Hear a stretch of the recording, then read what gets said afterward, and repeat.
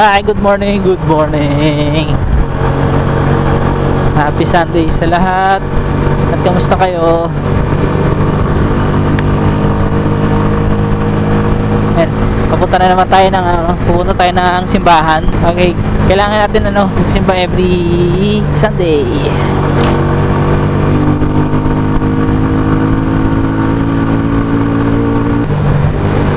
So from sa area namin hanggang dun sa Ordaneta, mga kulang-kulang isang oras yung biyahe. Pero wala naman traffic dito, kaya okay lang. So minsan kasi yung yung biyahe namin, minsan naabot lang ng 45 minutes, 35 minutes, depende sa takbo sa motor. Ayan, gamit natin si Motopush na 125. Ayan, nga pala, may nagtatanong nga pala dito kay Motopush about dun sa gas consumption ni Motopush. Actually sir, dun sa nagtanong, hindi ko alam kung ilan ang gas consumption nito ni Motopush, kasi una sa lahat, hindi ko ma-monitor yung gas consumption ko gawa ngayon, kaya hindi namin monitor. Pero maximum capacity na itong tong tank ng Motopush siya nasa sa 10 liters. So minsan ang gas ko minsan naabot ang kulang 500 sa full tank. Kaya yun, nga pala guys, sa Motopush yan, pag gusto nyo mag-avail ng Motopush, nasa lang siya, nasa 37,000 ba yun? Yung nabanggit ko doon sa makikita nyo sa previous vlog ko nung nakaraan. Inabot lang siya basta inabot lang siya, hindi lang siya inabot lang siya ng mga kulang 40,000. Nag-less 2,000 pa nung na-cash namin tong unit. And actually guys, nga pala, ko naman to nailuwas ko na to nung nakaraan sa Maynila. Ay nga pala, yung isa pa pala is yung gas consumption. Yun, advice ko na lang na manood na lang kayo ng ibang mga channel about sa pagmomotovlog. Kaya basta yun guys, ang inabot lang nung gas consumption ko, kulang-kulang wala na, sarado na pala si Big Bro So yun guys, inabot lang tayo ng gas consumption natin ng kulang-kulang 1,300 hanggang Maynila, tapos balikan na yun hanggang dito pa, hanggang sa makauwi tayo dito sa sa probinsya sa Pangasinan. Hop, mga mo-overtake.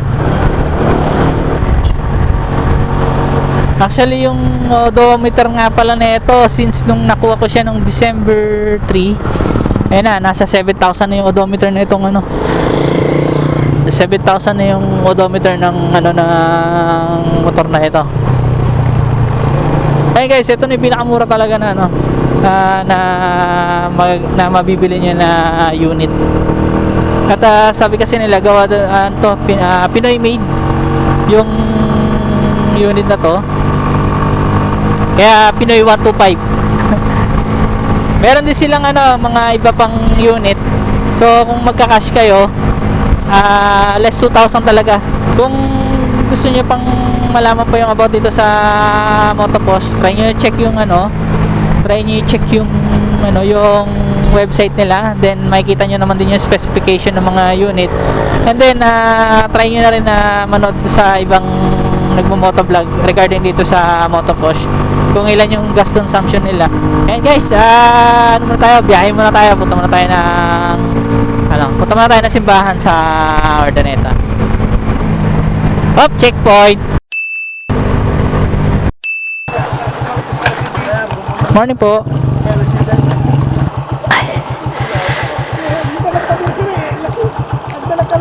Ito sir. Ay, thank you sir Ang aga sir Ang aga po. Ayun, shoutout kay sir Ay, thank you po sir. Thank you. Ticket yun, oh. Ang aga. Ang aga nila mag ano. Ang aga nila mag-operation. Eh, ito po, oh. Ayun, yung ano, yung iba hindi makabante kasi may checkpoint ngayon dito. O, along the way, papuntang Malasiki na kasi itong area na to. So, ayun, ang aga ng checkpoint nila.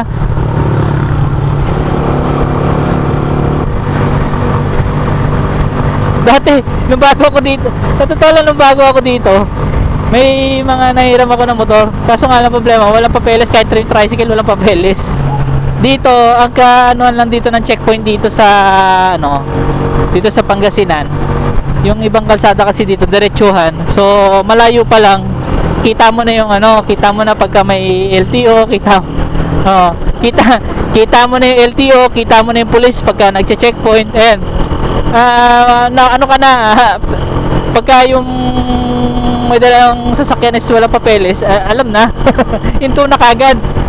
Pero hindi sa Maynila, hindi ganito.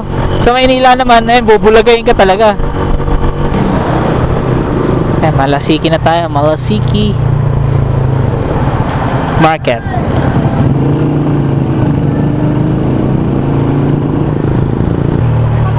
Yan guys, nga pala ito, ayan oh, katulad na itong mga to. Dito sa Malasiki nga pala, ito yung area ng part ng, ito naman yung part ng mga bentahan ng mga ano, ng mga hayop dito. Sa San Carlos din. Pero dito pagka sa San Carlos ayun, every Saturday ng maga. Dito naman every Sunday ng maga. And on the way naman na tayo pa-Ordaneta na yung kasunod.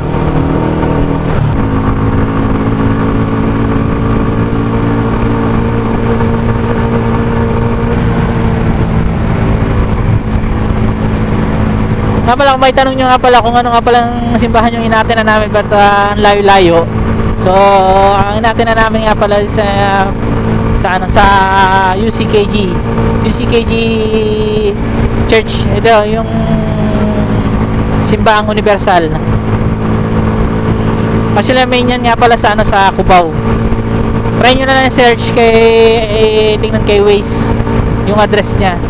And then pati na rin yung website nila, yung mga website nila like yung sa Facebook nila, meron din silang Facebook and then sa YouTube channel.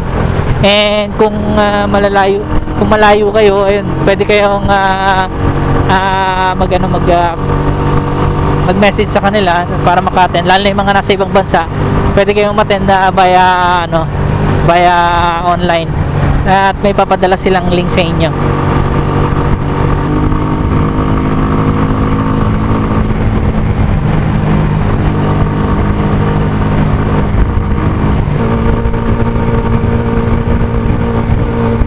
Actually dito sa area din na to, yan. Meron din ano dito, may part dito na may checkpoint din. Ano yun?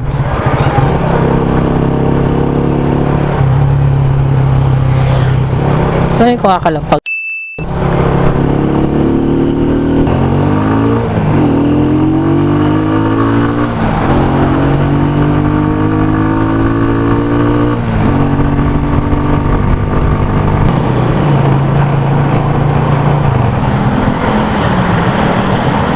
Ayan, Ordaneta. Ito yung cultural sports dito sa sports center dito sa sa Ordaneta. Tapos yung kabilang side nito ay mga bilihan na ng mga pampanindang gulay. Tapos may may nagtitinda rin ng mga diyan, mga daing, mga tuyo, mga ganyan.